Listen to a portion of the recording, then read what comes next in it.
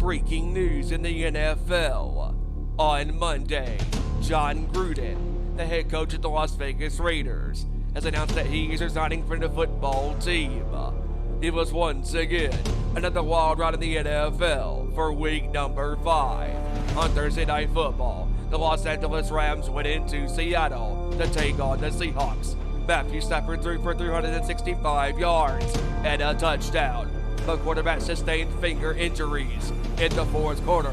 Russell Wilson did not return for Seattle due to the middle finger injury on his throwing hand. Geno Smith subbing in for Wilson in the fourth quarter drove Seattle down the field 98 yards, scored a touchdown, trailing 16-14. In the last 2 minutes of the game, LA pulled away against Seattle, winning 26-17. On Sunday, one of the best games occurred this season as Justin Herbert and the Los Angeles Chargers took on Baker Mayfield and the Cleveland Browns in one epic shootout, a fireworks display of offense efficiency. One time, 8 lead changes, 4 in the final 15 minutes of regulation. Herbert threw for 398 yards, 4 touchdowns. Mayfield threw for 306 yards, 2 touchdowns. In the end, the Chargers defeated the Browns 47-42. Tom Brady and the world champion Buccaneers remain hot this season as Brady threw for 411 yards, 5 touchdowns against Miami. The Bucs defeated the Dolphins 45-17. Aaron Rodgers and the Green Bay Packers held on in a wild game against Cincinnati as Mason Crosby hit the game-winning field goal against the Bengals, winning 25-22. Arizona remains undefeated at 5-0 as it defeated San Francisco 17-10.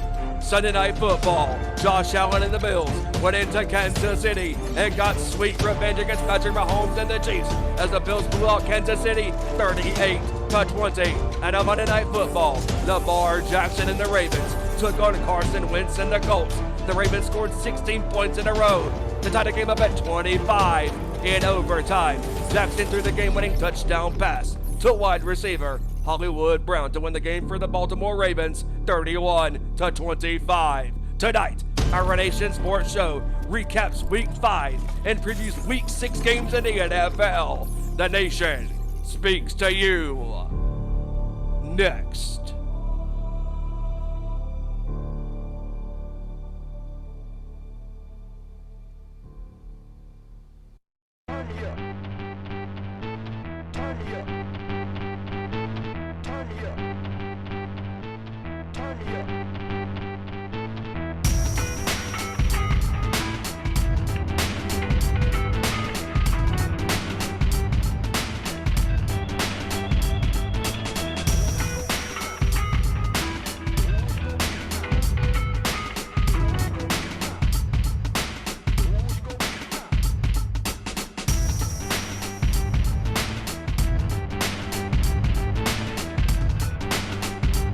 From the gridiron to the court, talking all things sports. Members of the Buzzard Open Nation bring to you our Nation Sports Show.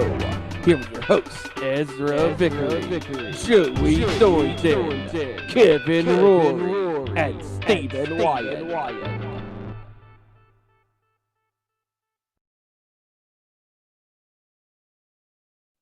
Oh yeah, here we go again, guys.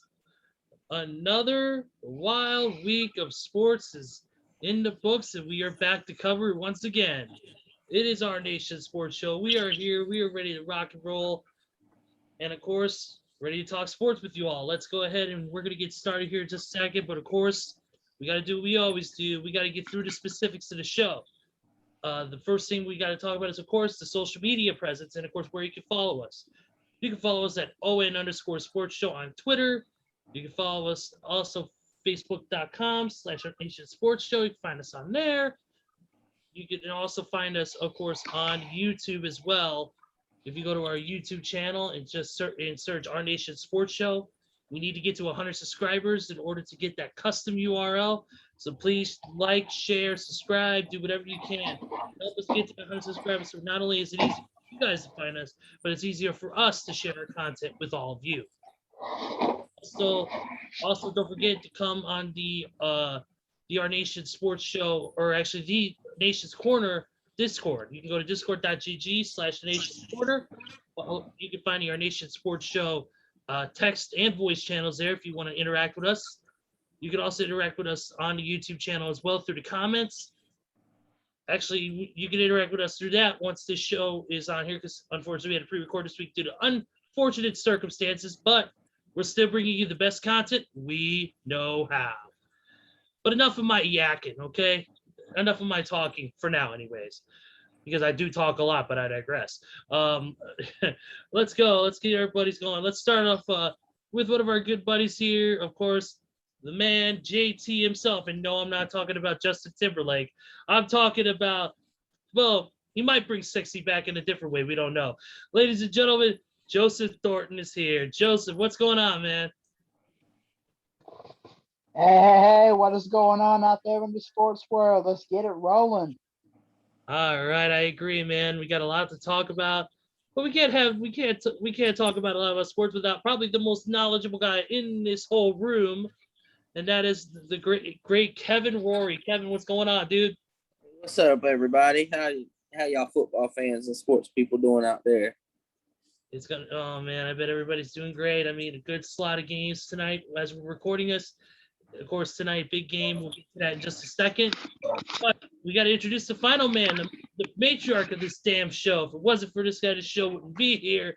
And that's my buddy from North Kakalaki, who is currently in good old Baltimore, Maryland, getting ready to hang with the nation's corner crew for a wild weekend full of stuff at the Baltimore Celeb Fest. None other than Stevie motherfucking Wyand. What's going on, brother? Well, I tell you what, boys, after being in a traffic jam for about 90 minutes, along with Mr. Front Row, oh my goodness, I'm finally here. We're coming at you live, and we're going to talk some NFL because, man, what a week 5 it was, and what an upcoming weekend we have for week number 6.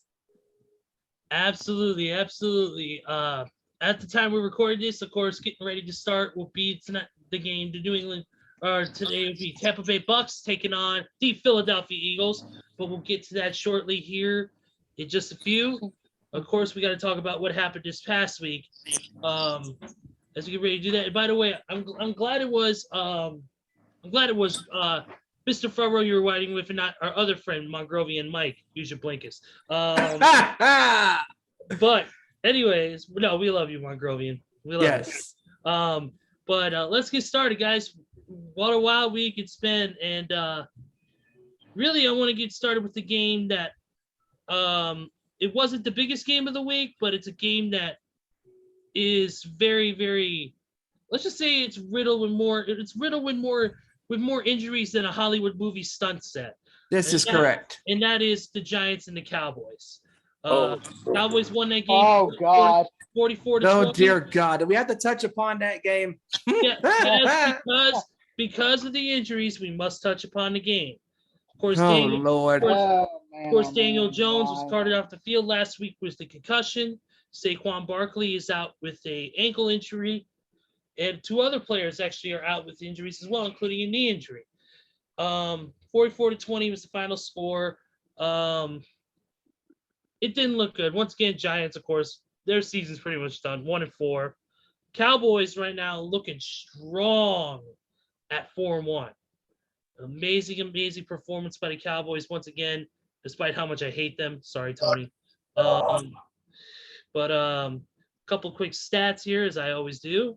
Bring it up. For the Giants, Dak Prescott, 22 for 32. Actually, it's for Cowboys. 22 for 32, 302 yards, 3 touchdowns, and 1 pick. Ezekiel Elliott, 21 carries for 110 yards.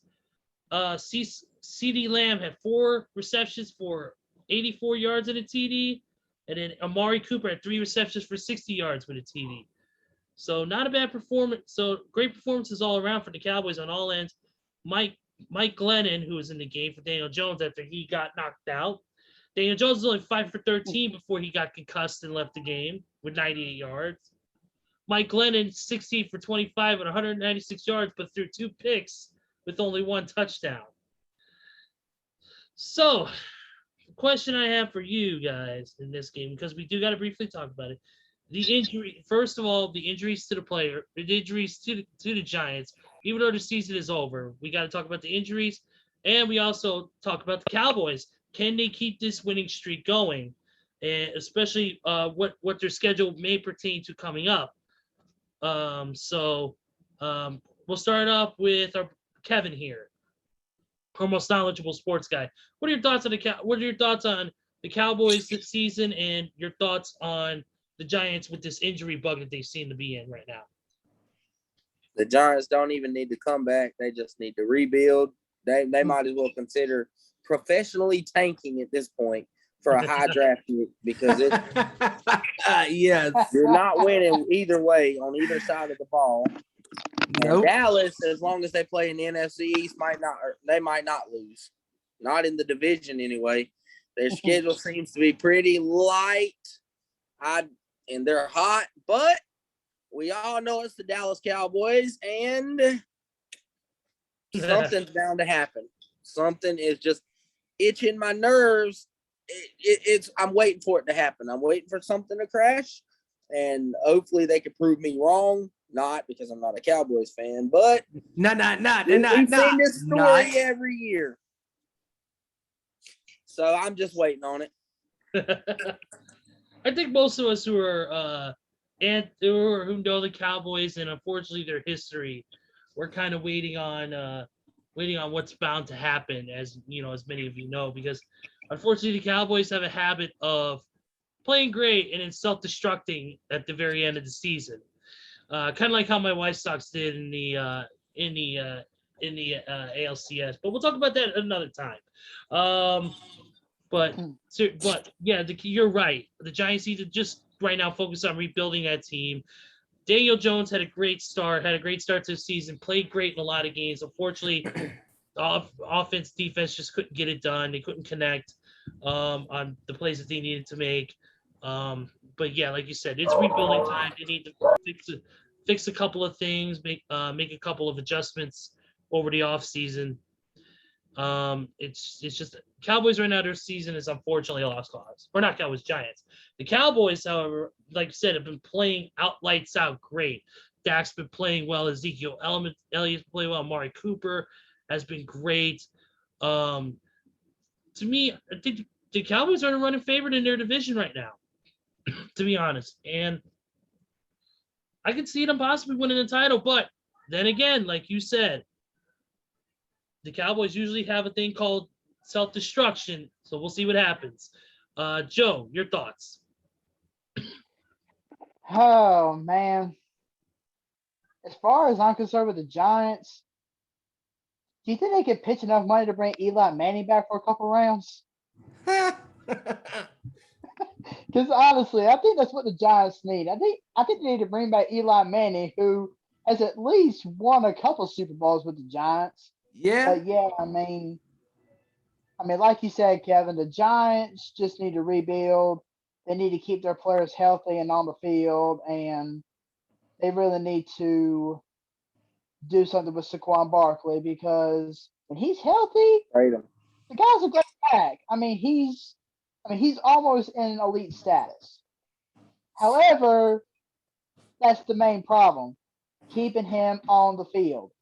The guy can't stay healthy to save his life. He's starting to become, or I think Christian McCaffrey from Carolina is starting to rub off on him because he can't stay healthy as much either. But yeah, but as far as Dallas is concerned, both sides of the ball are elite. You got Dak Prescott, Zeke Elliott, Amari Cooper, CeeDee Lamb, Dalton Schultz, and then of course on the defensive side you got the unbeknownst best corner in the NFL right now in Trevon Diggs, and nobody knows not to throw in his direction because he will embarrass the living heck out of you. But we saw this happen last year with Dallas. They started off on a great roll. They won some great games and everything. But as soon as Dak Prescott went down, Dallas' season went up in absolute flames last year. It went up in absolute flames. And I guarantee you that if Dak Prescott gets hurt at some point to where he has to miss a few weeks or possibly the rest of the season like he did last year, once again, their season is going to go up in flames because Dak Prescott is the undoubted leader of that Dallas offense. And if he crashes and burns, so will the offense. Absolutely. I agree with that 1,000%. Steven? Great points, Joey. Is Dallas playing great right now? Yes, they are. Dak Prescott is playing at an elite quarterback status. Their defense is playing, pretty solid. Diggs the way he's playing, with his interceptions, and he's killing it right now for Dallas. The Giants are self-explanatory. You guys have hit it on all cylinders. Jones is injured again. Barkley is basically injured all the time. And it's time for the Giants, like you guys said, to rebuild now because they need to focus on the future. And it's crazy that we're all saying this because their star players just can't seem to stay on the field. And you have to stay on the field to play at a high level.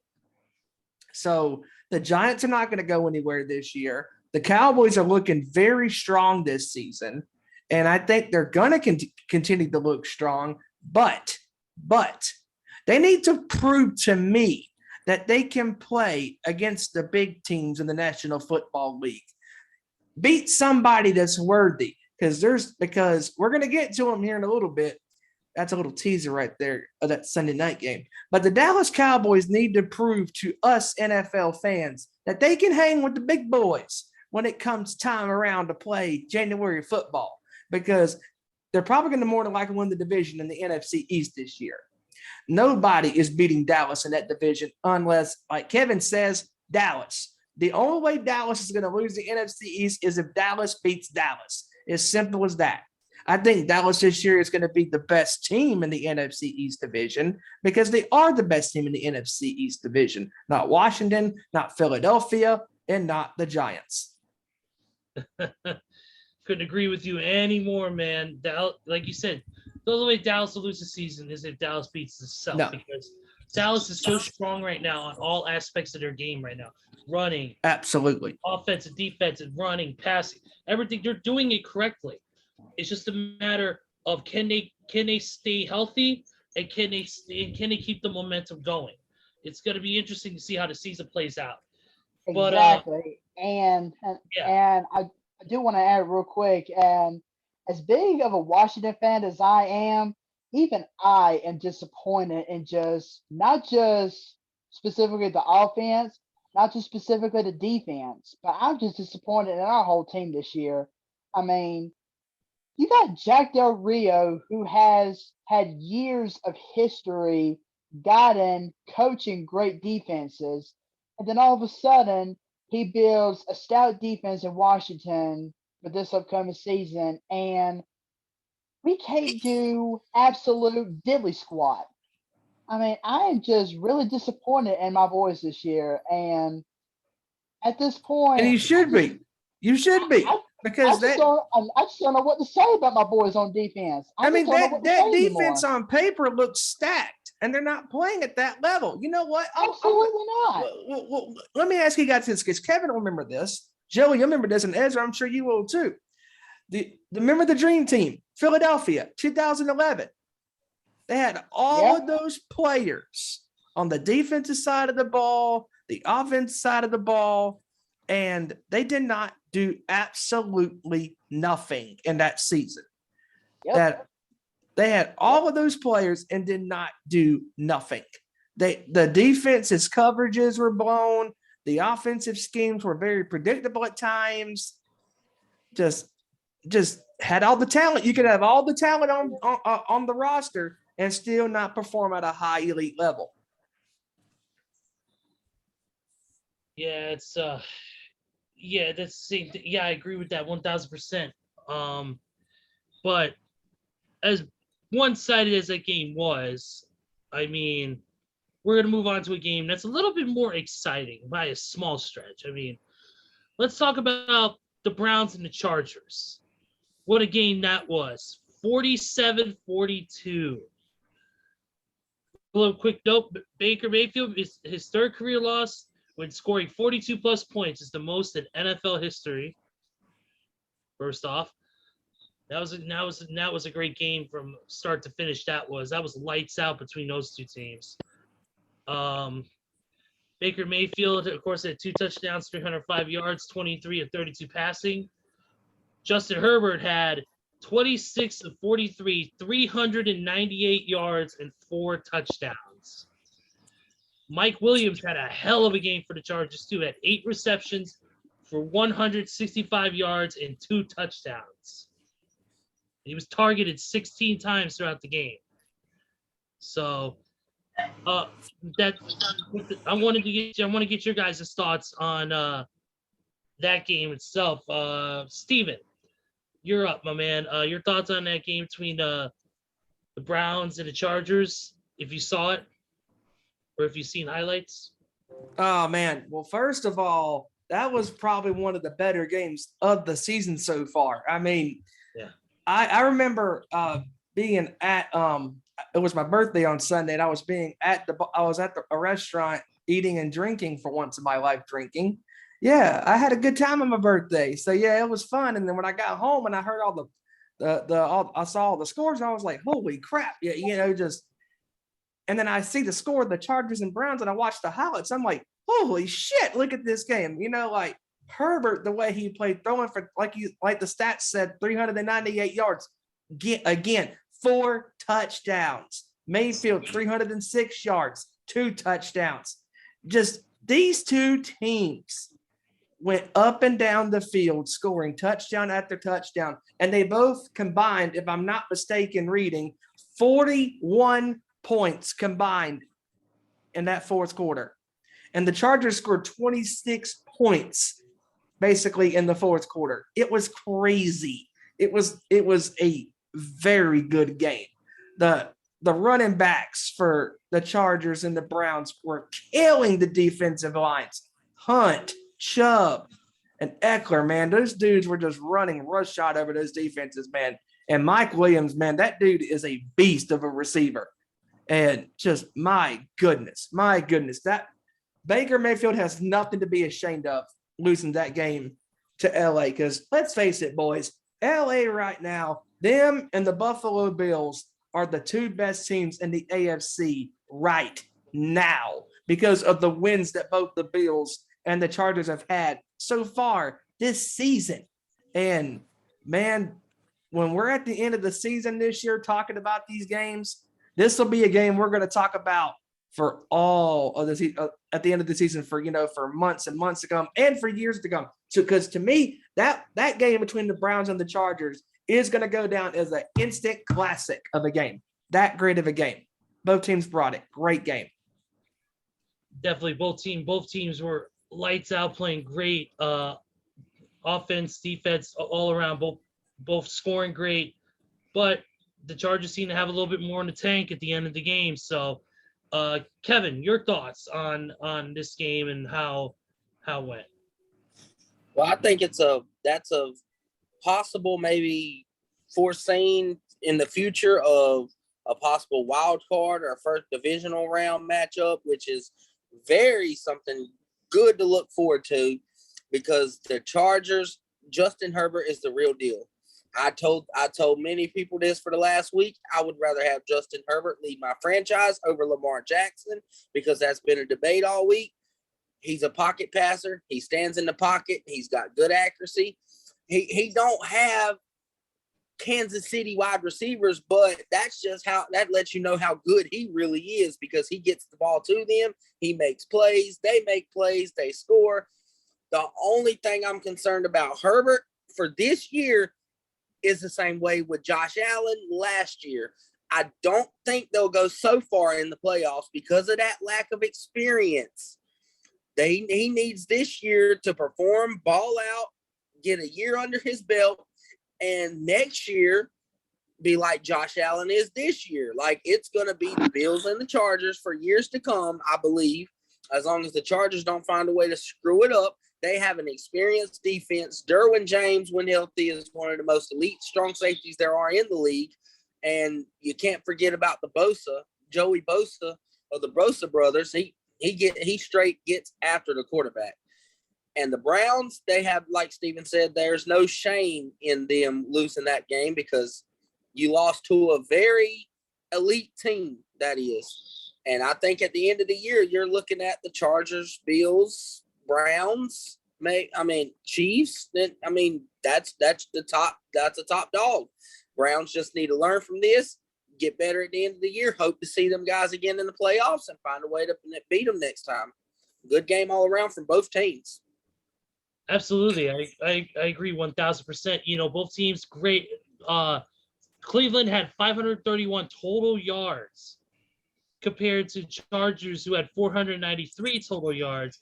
But the big thing was the passing yards were the big factor here. 381 to 301 in favor of the Chargers.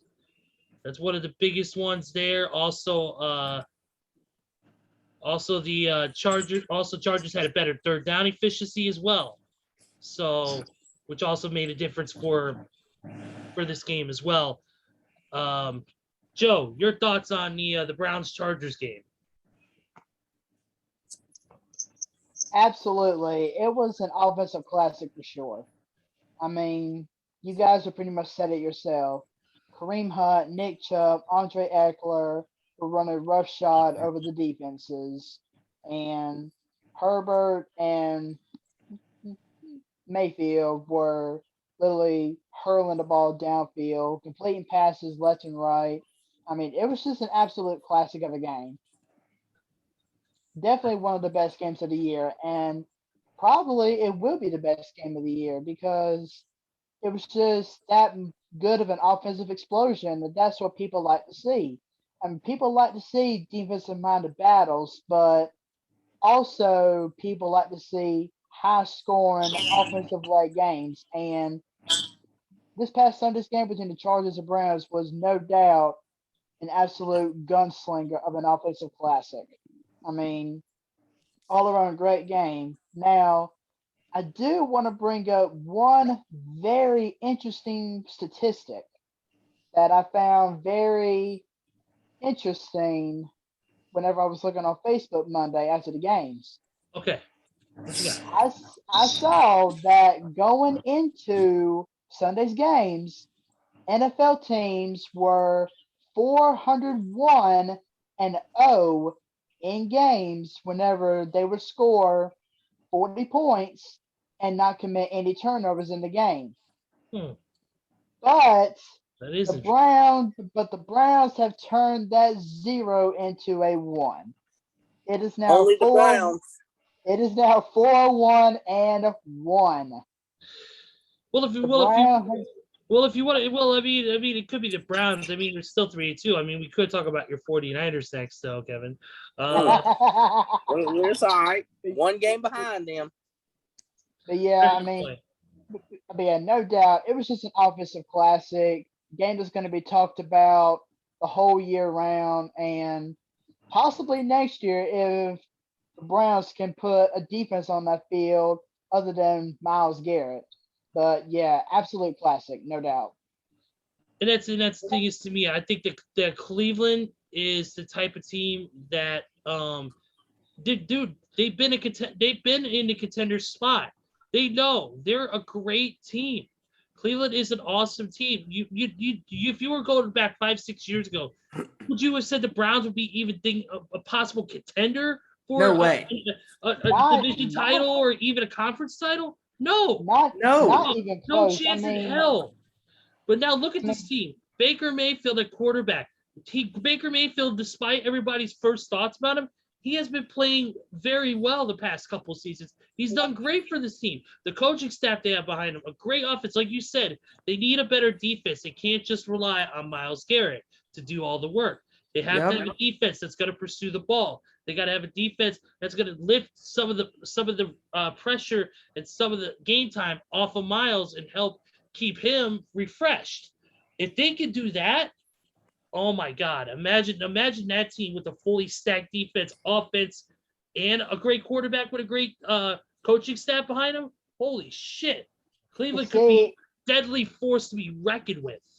You see, and not to mention Baker Mayfield is no doubt the best quarterback that Cleveland has ever had on their roster ever since the Bernie freaking Kosar man. days back in the 90s. I mean, Johnny football. Bernie Kosar, he was a great quarterback for Cleveland. But ever since the days of Bernie Kosar were done and over with, Cleveland has not had that great quarterback to help lead their team. But they finally got the guy now in Baker Mayfield. So, Johnny Mayfield. football. Sorry, yawning there. Oh, play Johnny Football. That dude can fall down a well for all I care. Wow. That dude can fall down a well for all I care. But Oh, I had to bring up those terrible memories. Sorry, AJ. But seriously though, Baker Mayfield is the best quarterback Cleveland has had since Bernie Kosar, and I hope that excellent coaching staff in Cleveland does not do anything to mess Baker Mayfield up, because No. if they do, they're never going to hear the end of it. No, absolutely. Let's go ahead and move forward to another great game this week, and that was the Bills and the Chiefs. Bills absolutely wrecking Kansas City, 38-20. The game was, of course, marked by what many people online, especially on Twitter and social media, perceived to be a lot of blown calls by the referees. It seemed like according to fans, of course, probably mostly, fans of Kansas City, saying that there was a lot of blown calls, a lot of stupid tic-tacky penalty calls, but, that's up to interpretation. Josh Allen had a decent performance. I mean, he only had 15 passing attempts, but he threw for 315 yards and had 3 TDs. Josh Allen was good, 11 receptions for 59 yards and a touchdown. But the star was Dawson Knox, 3 receptions, 117 yards, 1 touchdown. And Stephon Diggs had 2 receptions for 69 yards. Zach Moss, 3 receptions, 55 yards. And Emmanuel Sanders, 3 receptions for 54 yards and 2 touchdowns.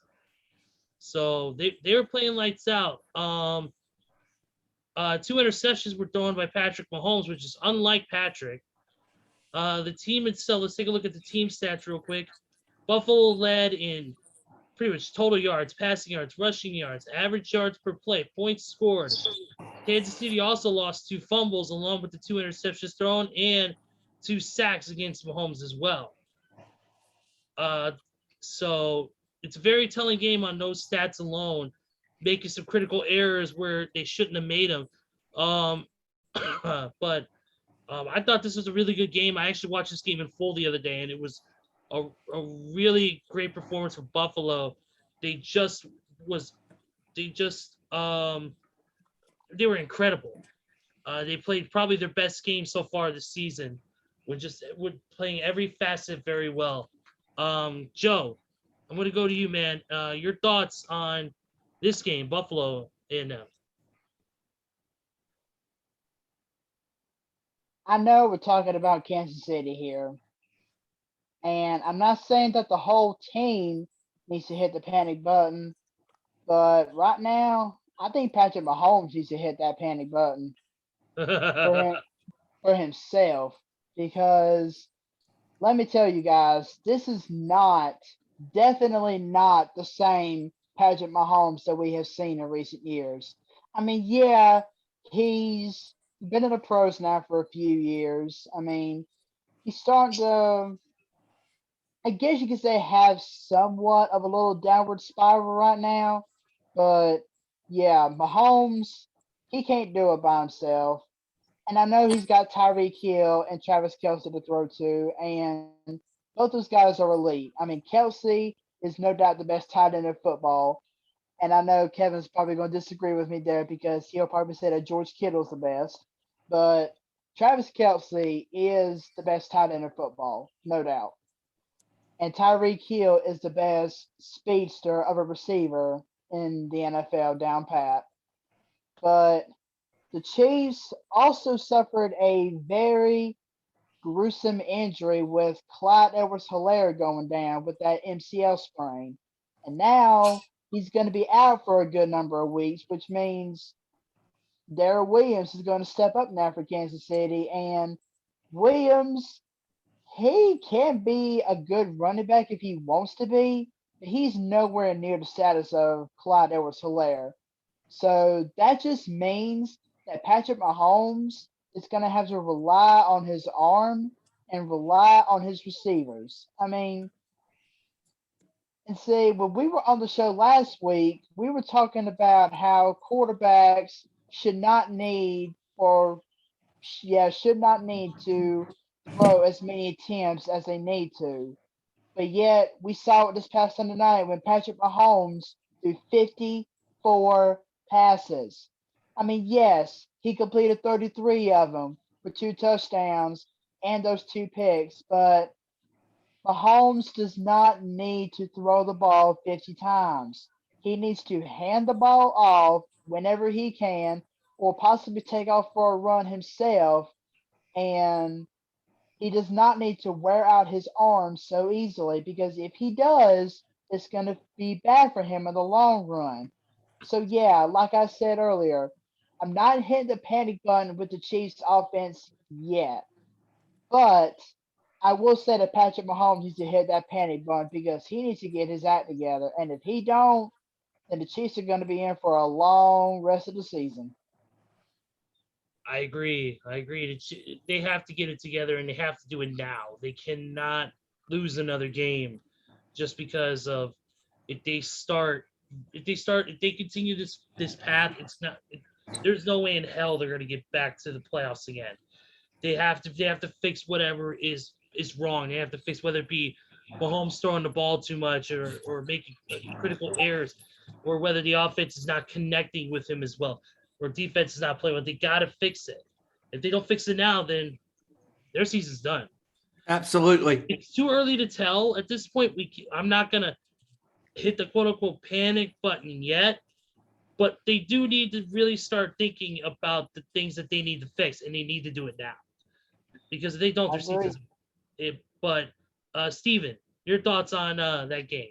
Man, that game was crazy because, like, the way Buffalo came into that game, they came in like a pack of dogs, just rabid dogs. And they just came into enemy territory and absolutely beat the crap out of Kansas City. The defense was excellent. The offense was excellent. The special teams was excellent.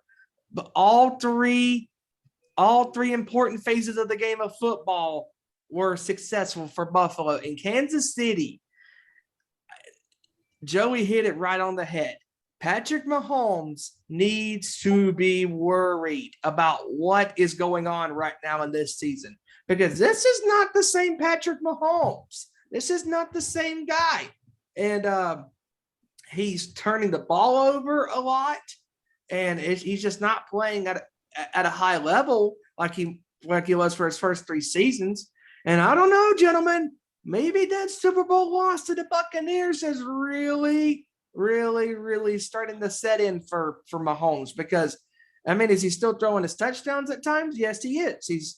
Against Philadelphia, he threw 5 touchdowns, and that's awesome. But at the same time, the big picture, gentlemen, is how can Kansas City recover after 2 big losses to the Chargers and now to the Buffalo Bills? Because now Kansas City needs to hope that they can get a wild card spot now, because if they want to win the division in the AFC West, they're going to have the Chargers slip up, and they're going to have, just Herbert not continue to playing at the high level that he is.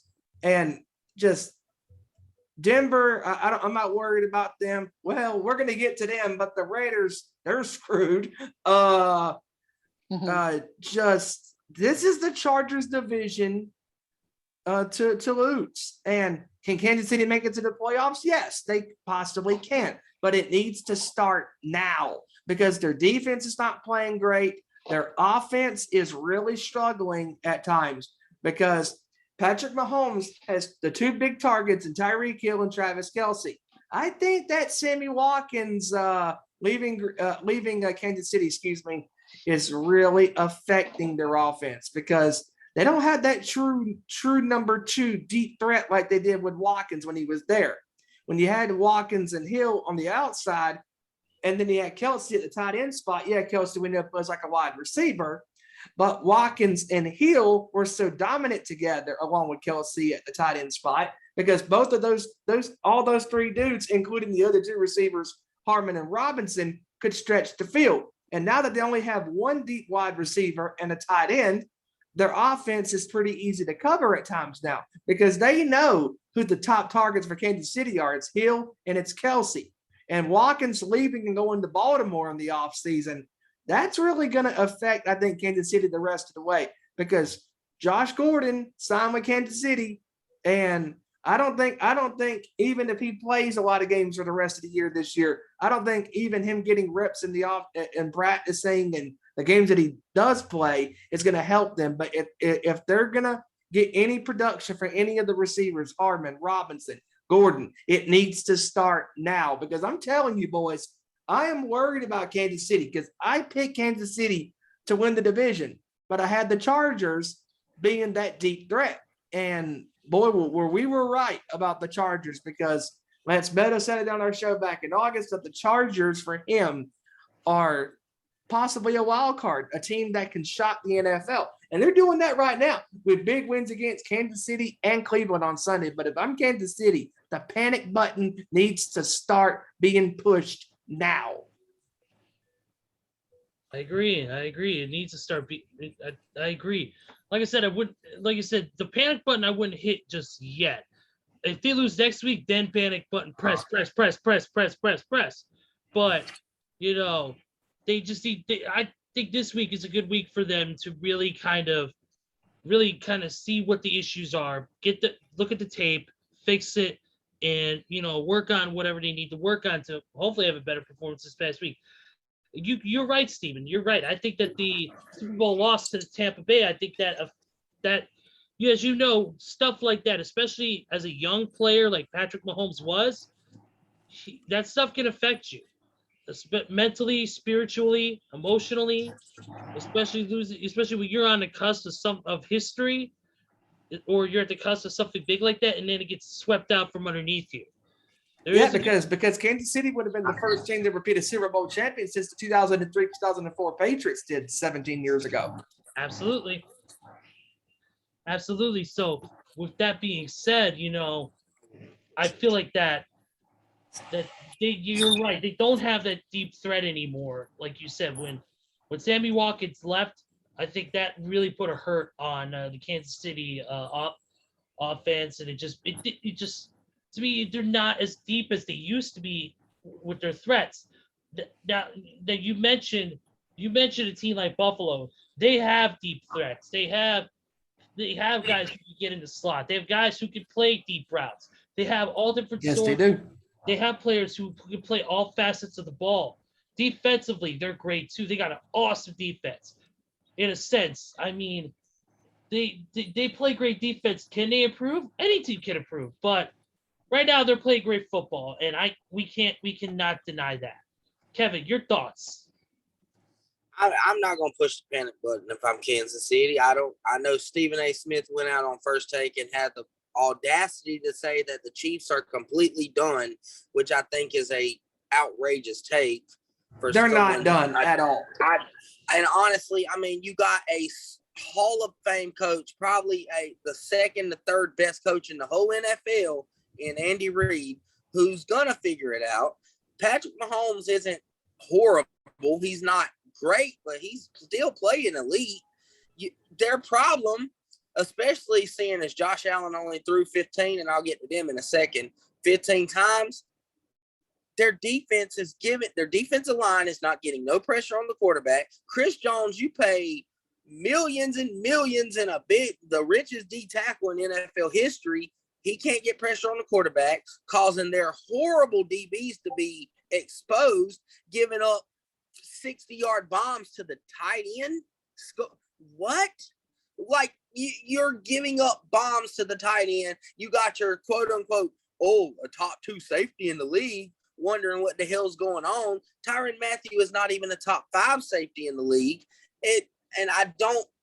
And their defense, I mean, we talk about them not being able to run the ball and Mahomes has to throw it 55 times. But when your defense is not defending and you're giving up point after point, there's so much running you can do. You can't run the ball when you're already trailing 10-0, 10-7 because your defense is giving up points every time you're on the field. So you can't run the ball. You're racing against the clock now to put up as much points. Yep. Mahomes is under duress to have to put up the same amount of points as his defense is giving up, but I feel like they'd be better off if they can maybe get another D lineman in there, figure it out up front, put more pressure on the quarterback, less time to throw the ball, less time for his horrible safeties and corners to have to cover, giving them a chance. But with them being an experienced team and the Chargers not knocking them, they are inexperienced. Like, we don't know what Justin Herbert's going to do in wild card. He has never been in a postseason. Absolutely. He's been to 2 Super Bowls. Andy Reid has been to multiple Super Bowls. So I trust Kansas City in the long run. Do I think they're making their road hard? Do I think they're kicking their own ass? Yeah, because you're going to have to do like Brady did last year and have to play in the wild card weekend, play the next week, play all the way to the Super Bowl, play that extra game. But nobody else in the division is going to win. You know that. I don't necessarily think that everybody's figured out Tyreek Hill. Yet again, I feel like everybody's like cluttering up on receivers and skill players, and they're hurting the Chiefs defense like we've seen over and over and over. Like, and now to the Bills, like their offense probably has a top 3 trio of receivers in the whole NFL. When you talk about Stephon Diggs, probably the best yard receiver in the NFL.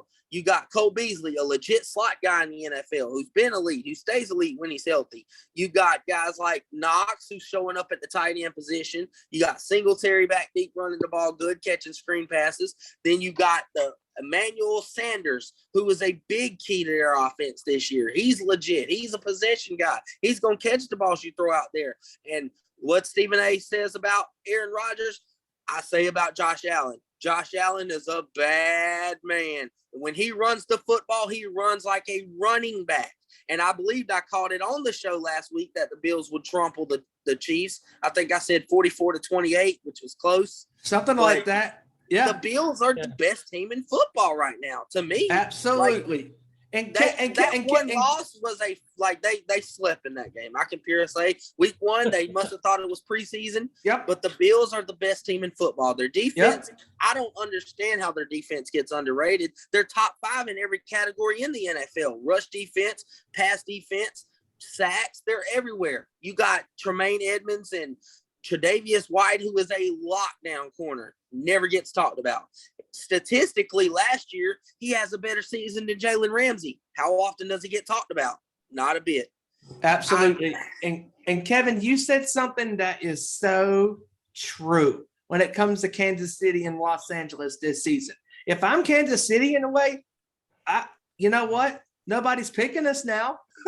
So we're gonna go. We're gonna play our hearts out, bust our asses, and do what we got to do, because nobody now is going to pick us to be the heavyweight favorites to come out of the AFC. Everybody's picking the Chargers because the Chargers are the hottest team in that division right now. They're the new darlings. They're the Kansas City version of this year, when Kansas City was like that in 2018 when Mahomes had his first starting season. Everybody's picking Buffalo now. Buffalo, rightly so. Buffalo is the best team right now this season, all around, offense, defense, special teams, every way of the game. The Buffalo Bills are the team to beat right now in the NFL. And Kevin, you were just hearing you talk about this game. You are absolutely right when it comes to Kansas City, even though they lost now the 2 really good teams in Buffalo and the Los Angeles. If I am Mahomes and I am Andy Reid, they have experience in the wild card. They have experience in the playoffs. Hell, they have experience trailing by 24 plus points against Houston and 2 years ago when they were down 24-0, 24-0, and they were dead on arrival. And everybody, including yours truly, was counting Kansas City out. Like, we thought that the game was over. And then like an avalanche dropped boom. And then Kansas City just scores all these touchdowns, offense, special teams, just kickoff returns, That's- just crazy. And that's the thing And about that's where I know from Andy Reid, like he's very underappreciated. He makes adjustments like I've never seen. Like he makes Bill Belichick like adjustments. So Right. I'm not worried about Kansas City. If he has to change up his defense to work, then He will. If that defense works, if that defense slightly gets better, Kansas City wins the majority of the games. So, Right. Plus, you got to look at it like this. I'm looking at it like Andy Reid is looking at it as a chess match. What's your move? Okay, Buffalo, show me your hand. Show me what. Right. Guess what? AFC Championship. Guess what they're watching film on? This game here. They're going to look back on the film and say, guard that, shut this down, do this, put guys here. And they're liable to walk right through the conference again. But it's just that's not foreseen. We don't know until it happens. But I think Andy Reid is treating it like a chess match. It's 17 games. It's only a quarter of the way done. It's plenty of time. He's not stressing. Spot on. And that's the thing about the Chargers. Let's just say, hypothetically, if the Chargers do win the division and they're one of the top teams in the AFC playoffs this year for the NFL season this year, postseason. If the Chargers are one of the top 2 seeds, how is the pressure going to be? Because as we all know, playoff football is much different than the regular season. Oh, yeah. Bruce Arians, 2020. They literally got blown out twice by the Saints. What do they do in the divisional round? They beat the dog shit out of the Saints. It's a chess match. Yep. He was trying to figure out what is the Saints game plan? How are they going to attack you? And guess what they do in the playoffs? They counter that attack. Tampa Bay loses. Andy Reid's got a chance. Tampa Bay loses to Kansas City in that game. Tyreek Hill receives basically 200 plus yards receiving. 217 yards in the first half, They something like that. Shit. And they stopped it. And that's the thing about this season. If I'm Kansas City, I'm using these 2 losses to Buffalo and to Los Angeles as motivation. Because if anybody needs motivation, it's Andy Reid and Patrick Mahomes. Because now they are the underdogs, basically. Are they still top dogs in a way? Yes, because they have a great quarterback. They got great weapons on the offense with Hill and with Kelsey. And that's the scary part about this season is now the unknown factor is about to kick in. Because if Kansas City can rebound from these 2 losses from Buffalo and Los Angeles, Kansas City might be back in the championship picture. Yep. Definitely. Did we get Joe, did we get your response yet? Yeah, y'all did. All right, cool. Cool. All right, let's move on to the next game because we're going to get to a couple more at least 2 more before we get to, of course, we got to do our weekly rundown of this week's games and the scores, of course. Yes, that's the fun part. Guys, we love doing this every week for you all. It's so much fun because we get to really kind of voice our opinions and get our picks out there. Definitely. This isn't going to be much of a discussion because this game is a complete blowout. Tampa Bay, Miami. Tom Brady. What needs to be said? 5 touchdowns. Tom Brady. That's it. Tom Brady. That's all it. that needs to be said. Miami did not stand a chance. They were dead as soon as the game started. Brady. That's all you need to say. Brady. Yep. Damn good. Quick stat before we move forward. 400 passing yards, 5 passing touchdowns in a game for the first time in his career. Once again, no reason to throw many passing yards with a team like Miami. There's no need to blow up the score like that. Only because one wrong throw, throw too much, bam, season over. Needs to take it easy. He needs to take it easy and save himself for the remainder of the season and through the playoffs. I guess Tom Brady was just trying to prove to everyone here that whether he's on the Patriots or not, he can still torch the Dolphins at any given time. And he did it again. I think He did it. I think he watches this show. I think he's spying on us. I think he is too. think he is. Of course, Spygate I will- 2.0, Electric Boogaloo. of course, I will say that it looks like Tom Brady hasn't deflated any balls yet, so that's a huge plus for him. Yes. No, I was gonna have a joke for this, but we cannot say it on this show.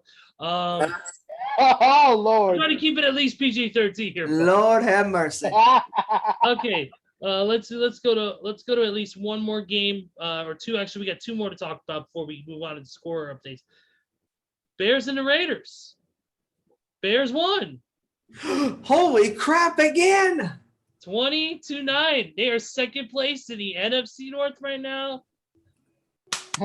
Raiders only scored Yeah. nine points.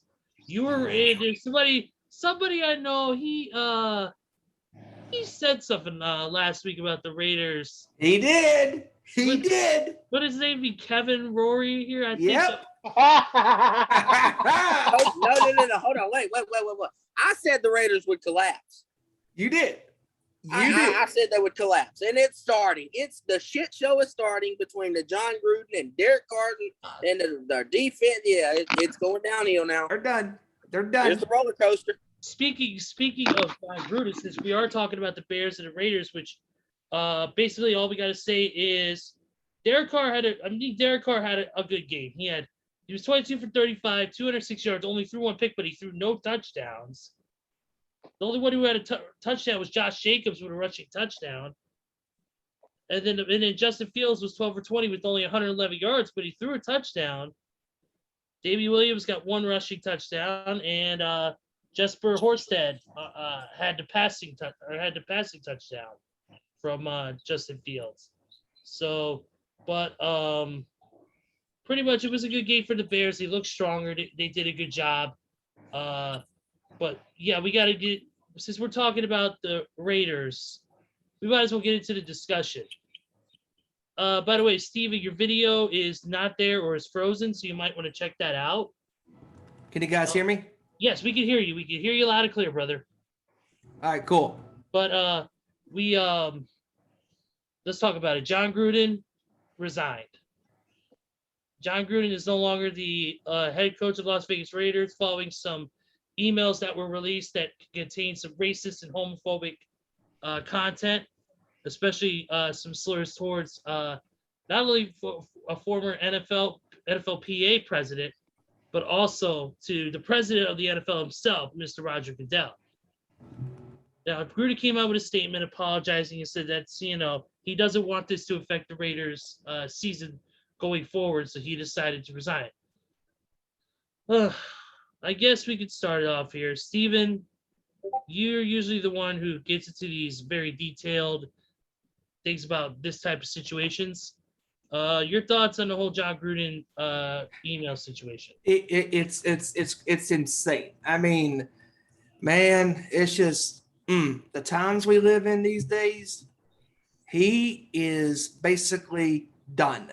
He's done. I mean, just the stuff that he said in those emails, just you cannot say that. I mean, just the times are different these days. What he said in those emails 11 years ago, it doesn't matter. It doesn't matter. It is 11 years ago, 20 years ago, 4 years ago. He should have It's said wrong. it back then. It's wrong, and wrong is wrong. And Gruden should be held accountable, and he's done. He is done. If I'm the NFL, he's done. No more broadcasting. And I bet you a lot of his friends in the NFL that work with him, Mike Tirico, all those guys, Warren Sapp and Derek Brooks and all those guys in Tampa Bay, and his stints with the Raiders, with Rich Gannon and Jerry Rice and just all of those guys. I mean, I don't even know what to say. When I read the story and when I first heard about it, I could not believe it. Like, it was crazy. I mean, I cannot believe that this is happening right now. And it's unfortunate. And I don't want to hear that excuse. Oh, it was 11 years ago. Bullshit. It doesn't matter if it was 11 years ago. It's wrong. It's wrong. you can't say stuff like that. You can't be using those homophobic and misogynistic slurs and all that stuff. It's wrong. You should respect people's decisions for what they want to be in their life. Not everybody is the same. Everybody is different. White, black, Hispanic, Asian, Christians, atheists, Judaism, Buddhism, all that stuff. We should respect people's privacies, their lives, their personal decisions on what they want to believe in, what they don't want to believe in. Are they straight? Are they not straight? It doesn't matter. We're human beings. We bleed the same color. We should treat each other the way we want to be treated. We love each other for being good people to society. It doesn't matter it doesn't matter if these people are not the same sexuality as Mr. Gruden. The fact that he said this stuff is appalling. It is just flat out stupid. And I cannot believe it that people are using the excuse, oh, it was 11 years ago. It doesn't change the fact. I mean, just respect each other, be kind to one another, and treat each other the way you want to be treated, with respect. I agree, absolutely. To me, those emails that he had sent back in the day were, yes, it was 11 years ago or whatever. Yeah. But still, even today, 10 years ago, it don't matter. It's the things he said, the comments he made, even towards Roger Goodell, were ridiculous. Using the 6-letter word to describe somebody, calling somebody the F blank blank blank blank. I'm not going to spell it out, but you know what I mean. Using that word, using other racial homophobic slurs on other people, not right. He shouldn't have done that. It doesn't matter how old it is. A couple other things. He's also been removed from the Ring of Honor at the Tampa Bay Buccaneers Raymond James Stadium. And one other quick note, he has been removed from the EA football servers. He has been removed from he says that Madden NFL 22 has replaced Gruden with a generic likeness. So he is no longer in the game as well. Taking swift action on him, which is rightfully so for the things he said. Rightly so. So, it sucks the Raiders now have to deal with this dark cloud hanging over their head, and they got to try to focus on playing this season as well as they can while trying to get through this whole debacle with Gruden now being gone and the negativity hanging over them from that. They just gotta try to get rid of it. And they gotta try to move forward. But to me, there's no excuse for what he said. None at all. Guys, any other, Kevin? No excuse. I'm gonna explain it just like Derek Carr did. Love the man, hate the sin. Because he was a good commentator when he was a pretty good coach, got his team fired up, but he made a horrible sin, horrible judgment of character, and you just can't do that today. Whether you did it 11 years ago, whether you did it last week, it's no place for that kind of judgment in the NFL. It's professional football. There's nothing professional about that statement. None. I mean, the fact that this went unseen for 11 years, and now it has come to the forefront. The NFL is doing the right thing and removing him from all aspects going forward, from the Ring of Honor with Tampa Bay, from the game Madden 22 and all this stuff. I mean, it boggles my mind. I dare somebody challenge any one of us saying that, people change, people change. Yes, they can. But the fact that this went unseen for 11 years, kept in the darkness, and then it was dug up, and when the truth came out, it's just, yeah. I mean, because now it's on Gruden. Now he has to change. He has to prove a lot of people wrong, from his actions and his words, because words hurt. Words do hurt. Absolutely, absolutely. Kevin, your thoughts on, or Joe, your thoughts on the situation? I mean, you pretty much, you guys just pretty much said it yourself. John Gruden is an absolute despicable of a man. I mean, I just don't know what to say. I mean, John Gruden, he had my respect for so many years, but now with the forefront of everything going on, John Gruden has lost my respect, and he will never have my respect as a sports figure ever again. I mean, all of the times of him being in the booth with Tirico on Monday Night Football, his coaching tenders with the Raiders and the Buccaneers, and his enthusiasm for the game, that's all gone. Oh yeah, absolutely. It's all gone. I mean, Gruden, like you guys have said, Gruden is finished in the sports world. If anybody, and I mean anybody, thinks about hiring this man as a coach or a broadcaster or a commentator ever again, they're going to be under such intense scrutiny because Gruden is awful. I mean, he is not a man if he um, degrades people like this. And you see it all the time.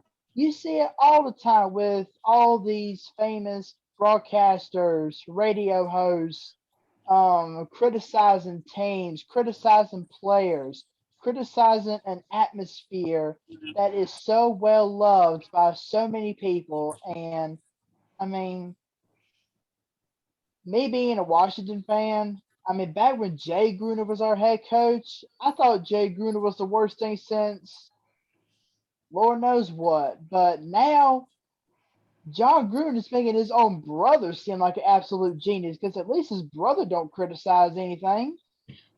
But yeah, I mean, John Gruden has lost my respect forever and a day, and he's never going to earn it back no matter what he tries to do, no matter how many I'm sorry's or no matter how many apologies he gives. I mean, you can't take back what you said. I mean, I tell you what, you were exactly right, Joey. I'm gonna just say it like this: we go on here, we criticize the teams, we criticize players, we criticize coaching, but you don't criticize a man for how he is. You don't criticize a man for how he was born. You don't criticize a man for his sexuality, for his color of his skin. You just don't do that. see, and I mean, like when we do it to have fun. We do it to make jokes. I mean, that's what we do. I mean, that's what we're here for. But John Gruden, he did it as a reason of abuse. He did it as a reason of sexuality, or I mean, he did it as offensive, harmful, just absolute disgrace. And that's not how you do it. And that's not how you do it in the sports world. You're supposed to have fun. You're supposed to make jokes, which is what we do. I mean, you're not going to see either one of us go out and criticize a player for God knows what. You won't see that from us. I mean, don't get me wrong. I'll criticize Tom Brady and the entire Dallas Cowboys team for being pieces of shit, but I digress. But see, that's the thing, though. Yeah, We do it. we're joking I on mean, that front. yeah, we do it to have fun. We do it to make jokes. I mean, that's what we're here for. Well, I'm here to do that. I don't know what you guys are here for, but it's whatever. Hey, Chuck Norris. Really? Again? No. Moving forward, gentlemen. We are ending this before it begins. Ending this before it begins sounds like my dating life. But Oh Lord. Yeah, let's move on. Let's go to the last game on it so we can go ahead and get to our scores, our score predictions, and that is the Rams and the Seahawks. Of course, Rams won 26-17. Russell Wilson had to leave the game, unfortunately, with a torn ligament in his hand. He'll be out for at least 4 to 6 weeks. Geno Smith picked up where he left off. unfortunately didn't do not much of anything. 1 touchdown, 1 interception. And he will start this game this weekend. A couple quick stats, of course, before we get started. Matthew Stafford played very well. Outside of 1 pick, he threw 1 touchdown, 25-37 for 365 yards. Cooper Kupp had 7 receptions, 92 yards. Robert Woods had 12 receptions for 150 yards. Offense is lit, man. Deshaun Jackson had 1 reception for 68 yards. 1 reception for 68 yards. Damn. Man, you talk about lights out, man. That's insane. Inside in the break. Suicidal tendencies reference from Steven. Very nice. That's what we're here for, baby. You need to figure out what you're here for. Shut up.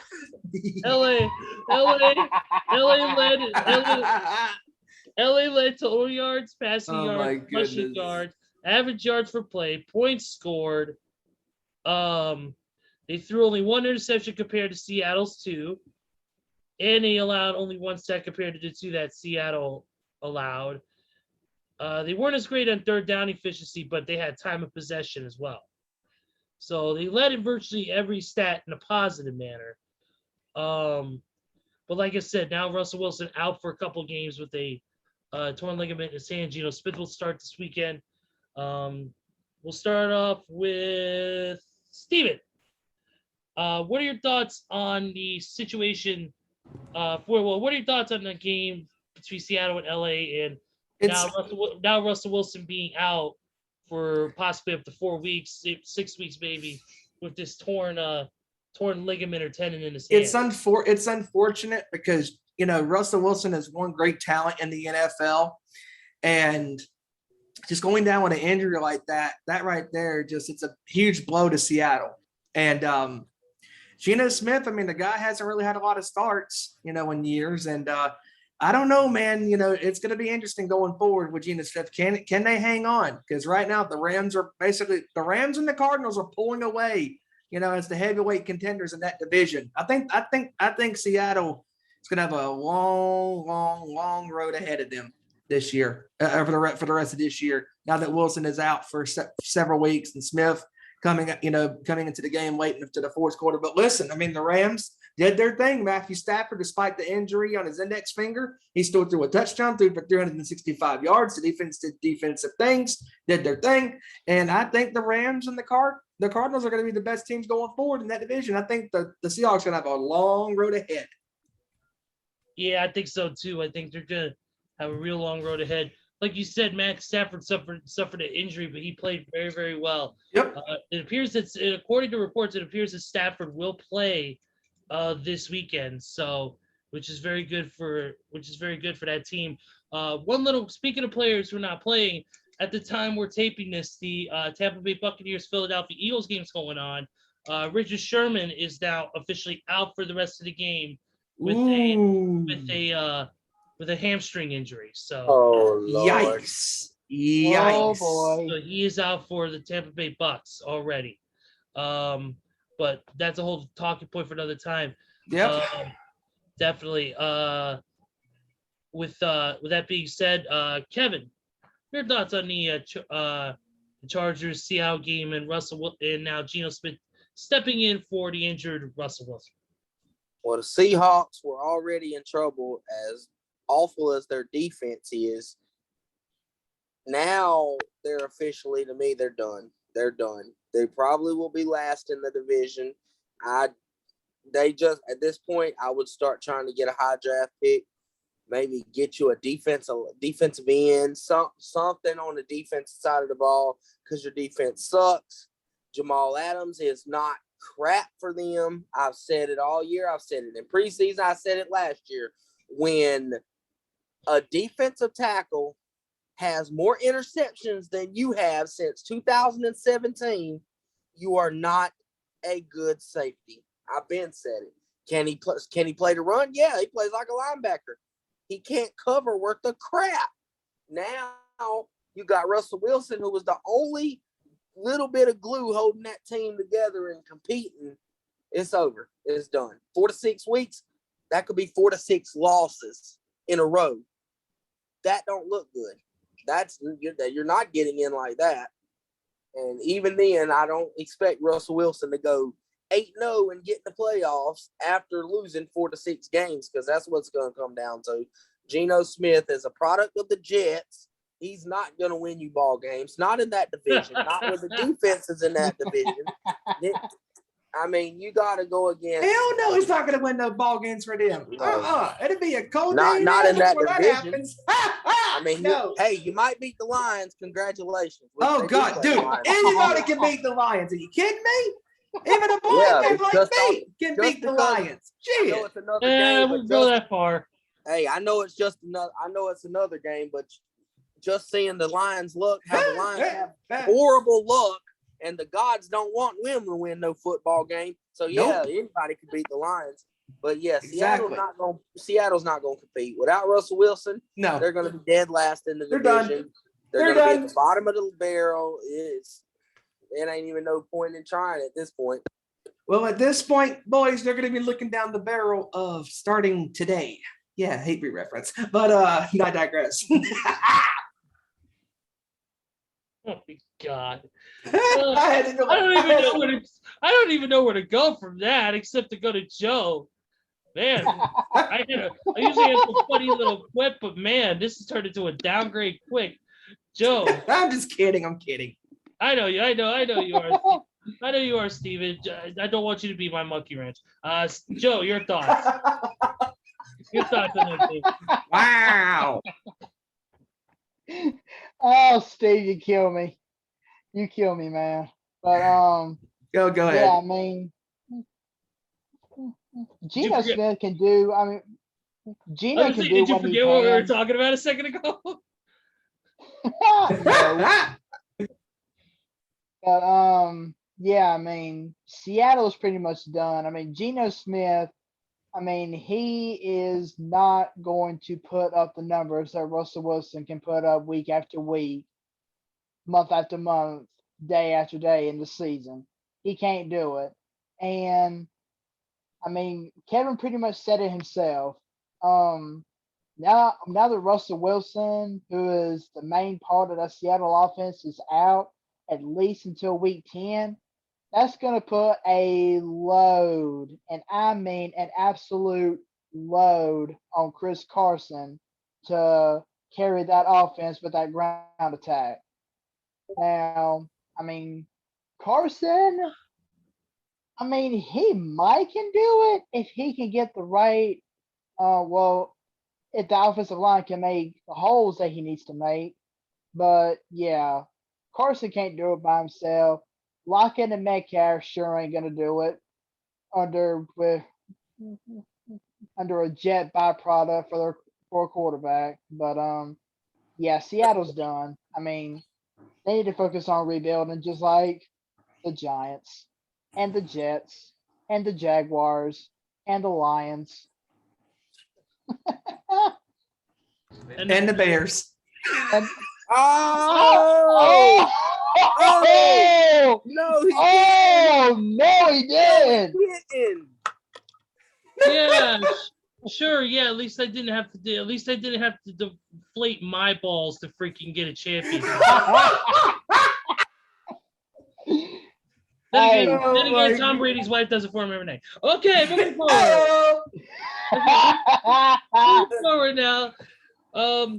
Yeah, let's go ahead and let's actually switch gears and let's do our score updates. All right. Just give me 1 second. We're going to pull up the schedule here. As I do that, one quick update to let you know, the Bears running back Damian Williams earlier today was placed on the reserve COVID-19 list. Well, Adam Schefter just reported that he has tested positive COVID-19. So he is going to be out for a while, and they're going to, of course, going to trace it back to see what other players may have to be quarantined. So it's going to be interesting how that goes. Before we get score updates right now, Buccaneers leading the Eagles 14-7. At this time, we're recording this. So there's that. All right, let's bust open these scores. Speaking of bust open, I have a busted open shirt. Podswag.com/busted open. Buy yours now. Okay. Now, let's go ahead. First game. Let's do it. All right. First game is another London game. Oh, Lord. Here we go. Jaguars and the Dolphins. The bottom of the barrel. Jaguars and the Dolphins. Yeah.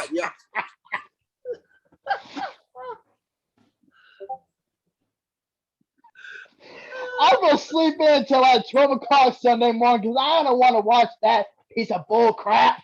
And I will say this though. The Atlanta game that morning, that was actually a very entertaining game. And I cannot believe that we all picked the Jets. What the hell? That was an entertaining game. That was a real entertaining game. I'll give it credit. This one, yeah, no fucking way. Hell no. Hey. It was an entertaining game, but it was still two bottom barrel teams. It wasn't like the Chiefs and the Ravens were battling in London for crying out loud. No. No. Bottom of the barrel. Hey guys, I hate to rush off here, man, but I gotta get my little daughter to get her to bed. Okay, So that's I'm fine. gonna have to get on out of here. All right, Kevin. Thanks for joining us, Alright, man. man. But before I will give y'all my score update, I'm gonna say the Dolphins win that one. I'm gonna say 27-24. Okay. All All right. right. I'm getting off here. Y'all be good. Be safe. Be good, All man. right, Kevin. Have a great night. All right, Kevin. We'll see you All right, next week, y'all man. too. Yeah, definitely. We'll get through these score updates and a couple quick news notes, and then we'll go ahead and end the show. So that way everybody can get to. I know, Steven, you just arrived in Baltimore for the Celeb Fest this weekend, and I know you probably got things you want to do. I know you probably want to talk to the members of our crew as well. Yes. Yeah, so definitely we'll get that taken care of so you can go do that. Let's go ahead and start. I'm gonna go with I'm gonna go with Dolphins. 14-3. I'm gonna be modest. Okay. I say Dolphins 14-6. I say Dolphins 21-10. Okay. Okay. All right. Next game up is Chiefs versus the Washington Football Team Chiefs. at FedEx Field. Chiefs, I'm going to go 31-14. I'm gonna go 27-20. Ooh, okay. Yeah. Anybody see a panic button around anywhere? Because let me tell you, if I saw a bunch Kansas of City, trash cans. if Kansas City, And they're all Got headed to him. London. but for real though, if Kansas City does not win this game, they need to hit that panic button immediately. There's Chiefs no are way. gonna There's win- no way you lose to Washington. Go ahead. Chiefs are gonna win 31-17. All right. All right. Next. All right. Next score we got is the Rams and the Giants Oh God! at MetLife Stadium. Rams. I'm calling it right now. Rams. 45-7. I'm gonna go Rams. I'm gonna go Rams. I'm gonna go Rams. 38-10. Ooh. Let's see. Should I go with? If you go with the fucking Giants, I'm going to grab you through that computer. If you go for the Giants, I will end this recording right now. I'm not spending another 2 hours doing the show. Hey! Y'all don't have to worry about that. I'm trying to figure out what blowout I want to choose here for the Rams. Should I go with 38-7 or should I go with 42-0? 42-0. I'm going 42-0. That boy. No, I just can't. 38-7. Damn it. I tried. Okay. All right. Here we go. Next one is 2 1-4 teams. Texans and the Colts at Lucas Oil Stadium in Indy. Colts 17-10. Colts, I agree, 17-10. I'm going to go 17-13. Ooh. Okay. All right. Okay. All right. 17-13 Colts. Okay, cool. All right. Next is well, you know what? Bengals, Lions. Bengals 24, Lions 3. I'm going to say 24-7, Cincinnati. Oh, football gods. When are y'all going to be kind to Detroit and let them get and When let they them get a actually win get a this team that week? fucking plays, right? Yeah, That not this part. week. Not this week. Once again, the football guys are going to look down on Detroit and say, y'all You playing suck. Cincinnati. Sorry, Detroit fans. I know they're out there. It's official. You suck. I was Oh gonna my say, god. I was trying to come Oh up with my the phrase. god. I was gonna come up with the phrase. I was gonna come up with the phrase that Michael Cole said, but then again, it would be what would Michael Cole say? I thought about it, and they said, well, it would be whatever Vince would tell him to say. Yep. Damn right. Say it like this, damn it. Say it. I'll tell you. Go ahead. Sorry. There you go. 41-10 Cincinnati. All righty. Next. Next is the NFC North battle: the Packers and the Bears Green Bay. at I'm going to Soldier Field in Chicago. close one. Green Bay 23-17.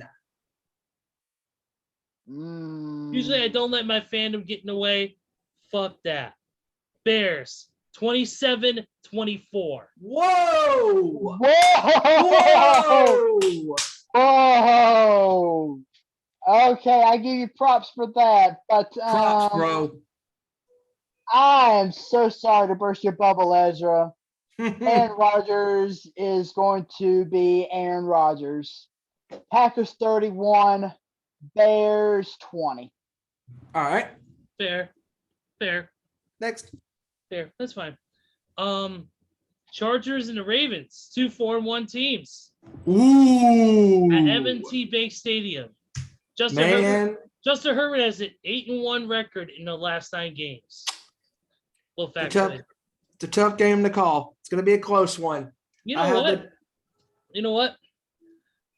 I'm going to go with Baltimore, believe it or not. It's going to be a very close game, and you're going to like to score. 31-28. Wow. I'm going to go with the Chargers 28-24. I'm going to side with Ezra on this one. I'm going Baltimore.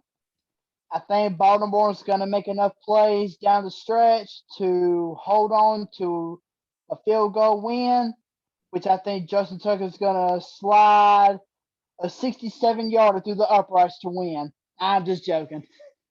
I'm joking. But Baltimore's going to win on a field goal, 34-31. All right. Okay, cool. All right. Next game is the Vikings and the Panthers at Bank of America Stadium. Oh God. I'm gonna go with the odds.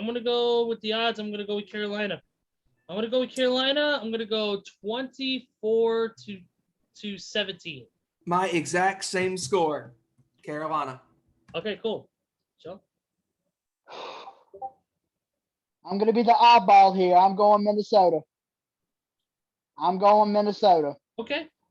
Because Carolina should have won that game against Philadelphia. They held the lead the whole game, but once again, Carolina has proven once again that they are choke artists. So the Panthers are going to fall for a third straight week. The score is going to be 27-17, Minnesota. Okay. I can work with that. That's cool. All right, next game should be a pretty good one. The Cardinals versus the Browns. Ooh, Cardinals 5-0, Browns 3-2 at First Energy Stadium. All right. This- I'm riding the train, baby. Arizona is going to win this game in a close game. I'm going to go 31-27. Whoa. I'm going 30. I'm going 31-28. Ice. Cardinals. I'm gonna say the same score, Ezra, 31-28. It's gonna be Wow. it's gonna be an absolute shootout of a game. Arizona's gonna win, but it's gonna be really close. Yeah, it's gonna be super tight, super close game. Both players are gonna. I think both quarterbacks, Mayfield and Murray, are gonna play lights out. Next game. Oh is, yeah. Next game is the 3:25 start, and it is the Raiders and the Broncos, both 3-2. At believe it is at, because my app just reset, at Mile High State at Empire Field and Mile High. I'm going to go with Denver. 13-10. 13-10. I'm gonna go with the Raiders. Hmm. I'm gonna go with the Raiders. I'm gonna go 17-10. Okay. Yeah, I'm gonna go with Denver on this one because the John Gruden story is gonna be weighing on the Raiders players. It's gonna be wearing on the coaches. It's gonna be wearing on the fans. I mean, and plus the game is in Denver. It's hard to win at Denver unless you're a great team like Baltimore, which they proved that earlier in the season. But yeah, I'm gonna go Denver. I'm gonna say 23-20. Okay. All right. Next game on the list is Cowboys and the Patriots at Gillette Stadium. Mm. That's Dallas. tough. Yeah. I'm going to go 35-27. I'm gonna go 31. I'm gonna go 31-24. 31-24 Dallas. I'm gonna go with Dallas 27-21. Okay. Nice. All right. Next game is the Sunday night football game. Seahawks and the Steelers. Both teams 2-3. Of course, Russell Wilson out of that game. Geno Smith with his first start. Which is going to be interesting. I'm going to go Pittsburgh in this game, 27-14. I'm gonna go Steelers as well. I just can't trust Geno Smith right now. Because it's just too early to tell. I'm gonna go Steelers 27-14.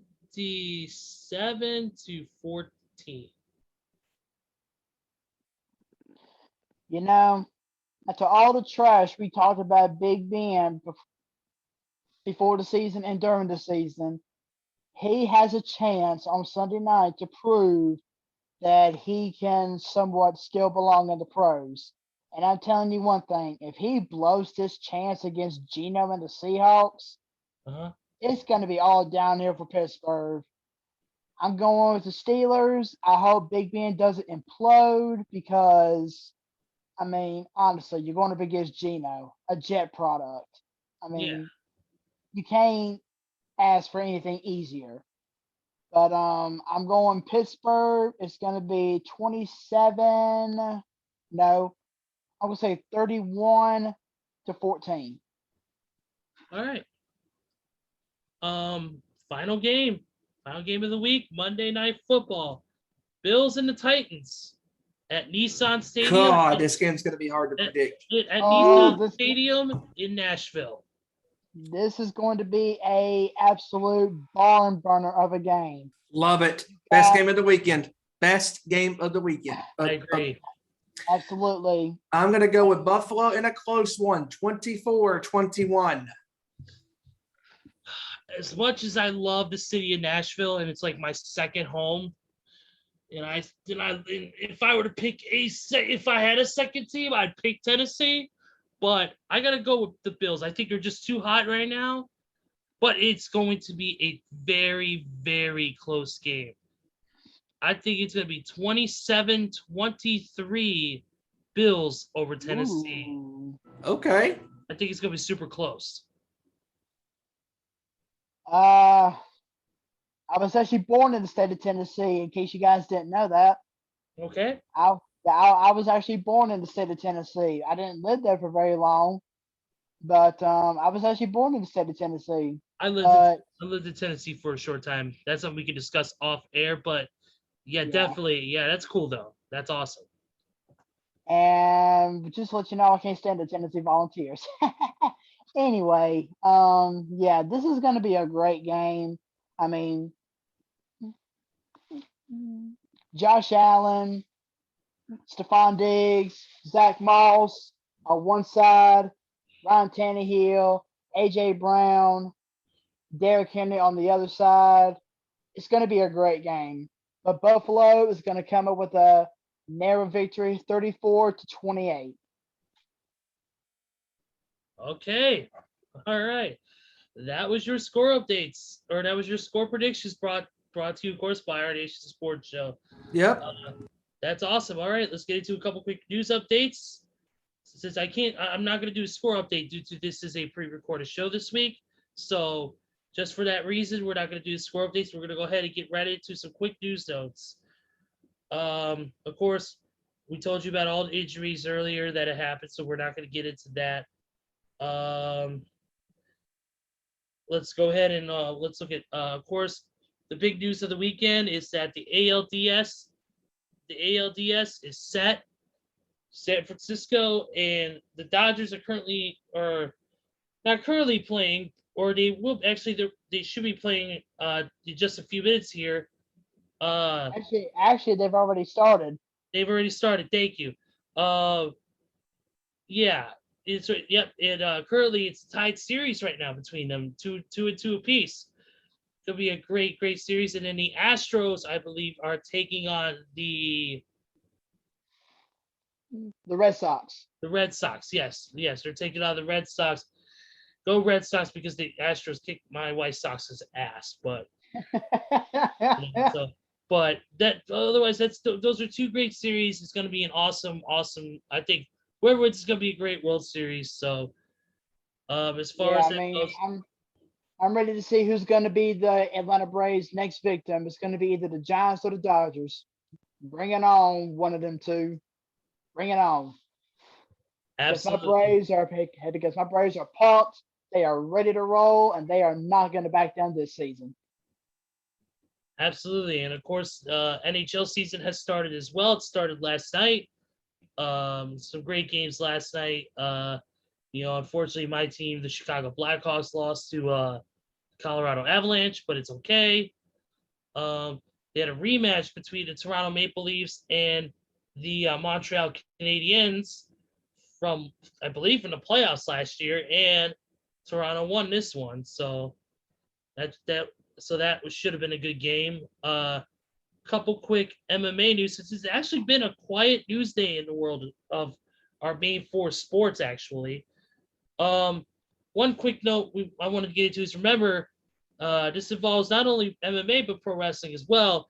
That this Friday on AEW Rampage, that former UFC heavyweight champion Junior Dos Santos will make his in-ring debut as a professional wrestler when he competes in a 6-man tag with All Equal Ethan Page and Scorpio Sky, the Men of the Year, to take on Chris Jericho, Jake Hager, and I believe it's Sammy Guevara, the Inner Circle. So it should be interesting. Junior Dos Santos now making his official professional wrestling debut. We're gonna see the TNT. Yeah, we're gonna see the TNT champion in a 6-man tag. Yup. It'll really be interesting to see how that goes. Really, from what I could tell here, there is here we go. John Jones has been banned from Jackson Wink MMA in the wake of his domestic violence arrest that happened recently. Not surprising. Not surprising. Now he needs to be banned from UFC permanently. Exactly. As we said last week. And also speaking of this type of combat sports.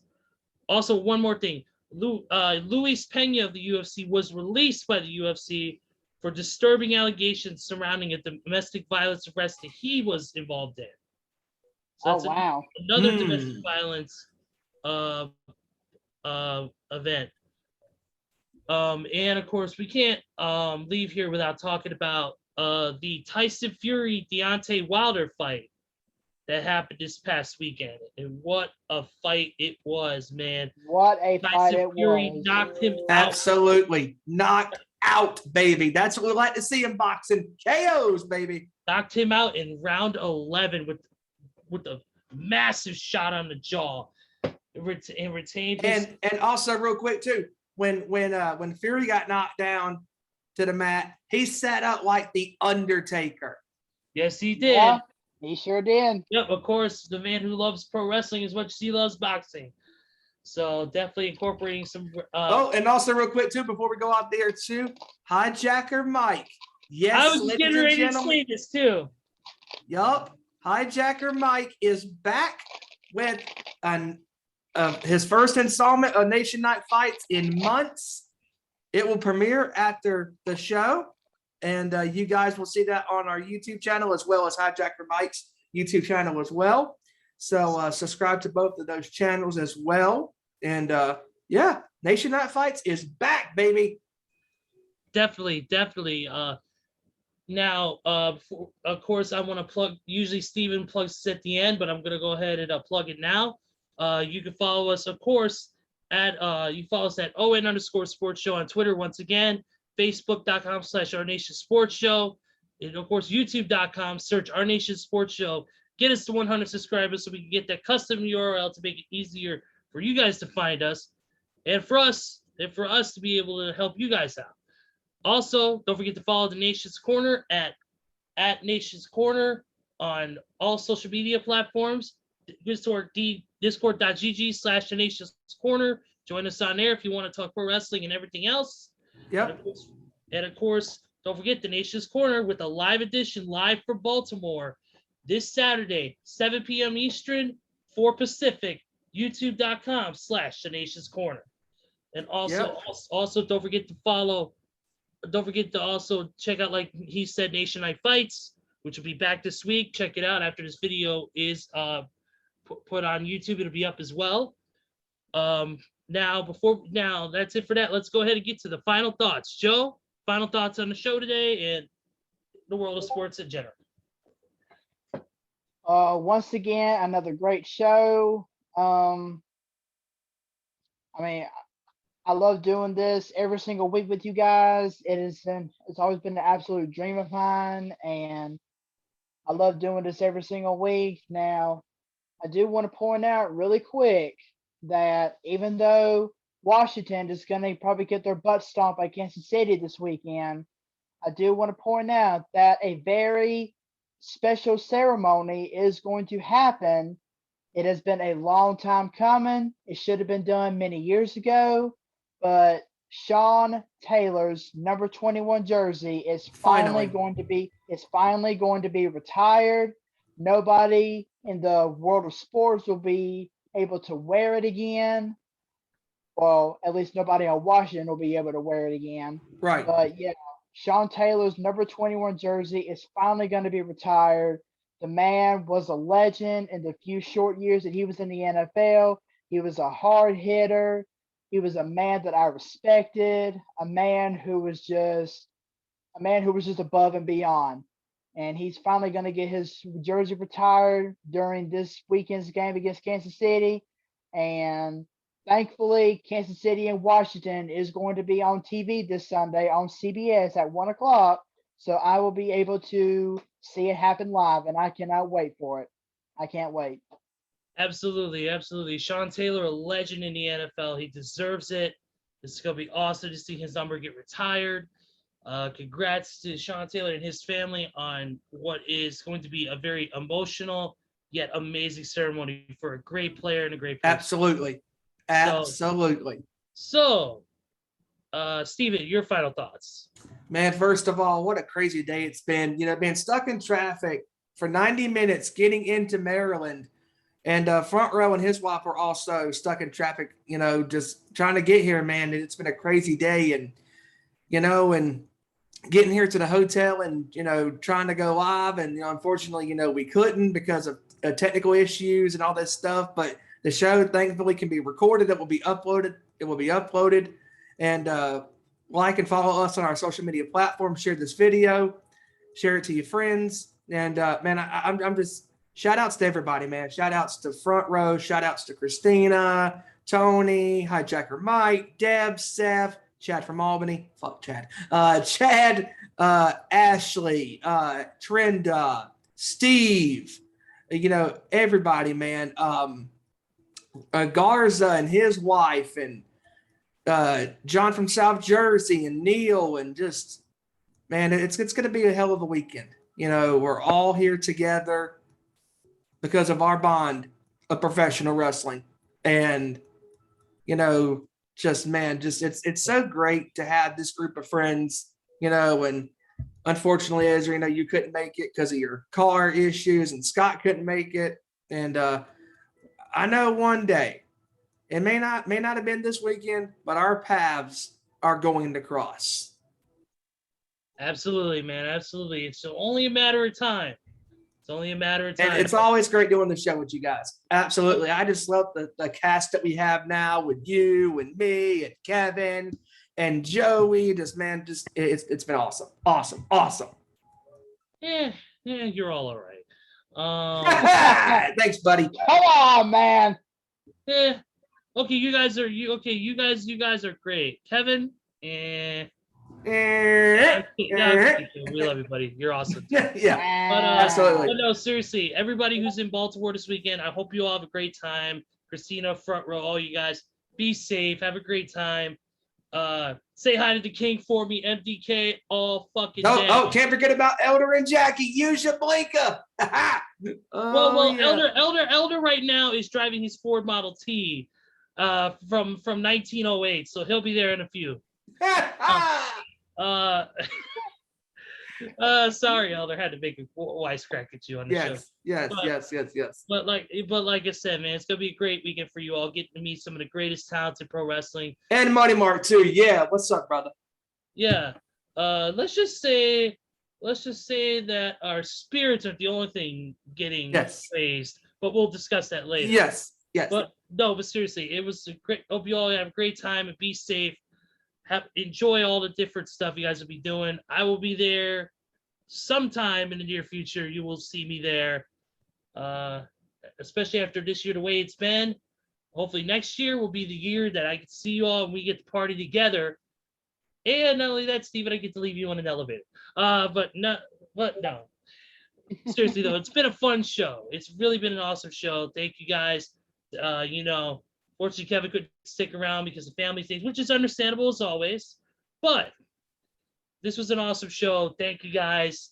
What a great coverage of the world of sports for the week. Unfortunately, there wasn't a lot to talk about outside, of course, the NFL, and a little bit of Major League Baseball. But hopefully next week we'll get some more newsworthy stories and bring you some more great action. So, with that being said, for Kevin Rorie, for Joseph Thornton, and for Stephen Wyand, I am Ezra Vickery, and we will see you right here next week for another great edition of our nation's sports show. Take it easy, everybody.